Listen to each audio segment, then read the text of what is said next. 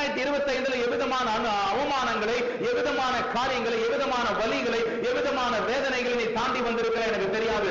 ஆனா நீ அநேக காரியங்களை கடந்து வந்து இந்த வருஷமாவது எனக்கு ஒரு நன்மை நடக்குமா, இந்த வருஷமாவது சூழ்நிலைகள் மாறுமா, இந்த வருஷமாவது காரியங்கள் எனக்கு சாதகமாய் மாறுமா, இந்த வருஷமாவது எனக்கு காரியங்கள் கைகூடி வருமா என்கிற எதிர்பார்ப்பு உங்களுக்குள்ள இருக்கலாம். இருக்குதா இல்லையா? இருக்குதா இல்லையா? நம்ம எல்லாருக்குள்ள இருக்கும் அந்த எதிர்பார்ப்பு, நம்ம எல்லாருக்குள்ள இருக்கும். ஆனா ஒண்ணு சொல்லட்டுமா பிள்ளைகளே, ஒண்ணு சொல்லட்டுமா, கேலண்டர்ல 2025 அப்படின்ற கேலண்டர் 2026 மாறுறதுனால நம்முடைய வாழ்க்கை மாறிடாது. எப்பவுமே புது வருஷம் வந்துட்டு ஒரு காலி பேப்பர் மாதிரி, ஒரு வெறுமையான பேப்பர் மாதிரி. இதுல நீ எழுத வேண்டியது எழுதுனா காலம் அது எழுத வேண்டியது உன் பேப்பர்ல எழுதும்.